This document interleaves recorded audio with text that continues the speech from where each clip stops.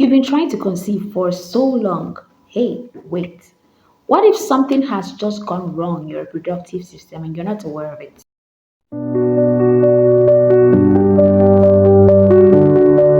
Hello everyone, I'm the fertility nurse, and in today's video, we're going to be discussing the different investigations that could be recommended by your fertility specialist or your OBGYN at your fertility consult.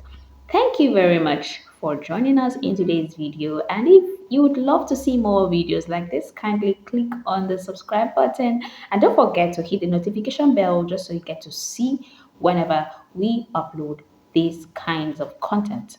So the first on our list is the pelvic examination and pelvic scan. So this is usually done by the sonographer to ascertain the anatomy of the uterus. Like the uterus is usually visualized on the sonograph, and it can be seen if there is a fibroid in the uterus. What I mean by uterus is actually the womb where the baby normally stays. Okay, it can be seen if there's a fibroid in the uterus. It can also be seen if the ovaries are okay, if there are any follicles, depending on the day of your cycle, right? So the scan is usually done on the second day of your menstrual cycle. Okay, so that's the baseline scan. So the lining of the uterus is also measured, and all other parameters are measured to follow up for the fertility treatment. The next is the infection screening. This is a very, very important aspect of it because infections can actually cause infertility. Infections can hinder a pregnancy from becoming successful. All right, so both the female and the male partners are screened for infections like chlamydia, gonorrhea, HIV, syphilis, and all of that. So if there are any of these infections, the couple would be treated simultaneously.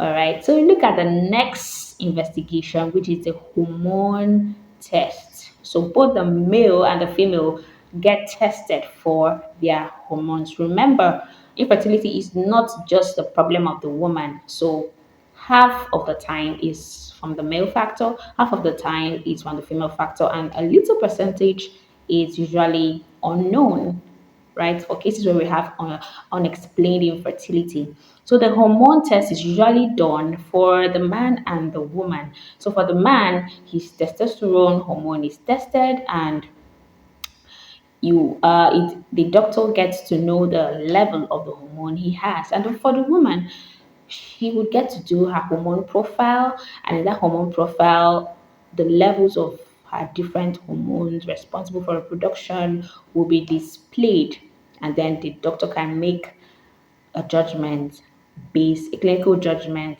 based on the results. And anti-Mullerian hormone is also tested for. So anti-Mullerian hormone shows um, how much eggs the woman has left, and it can be a guide to further fertility treatment.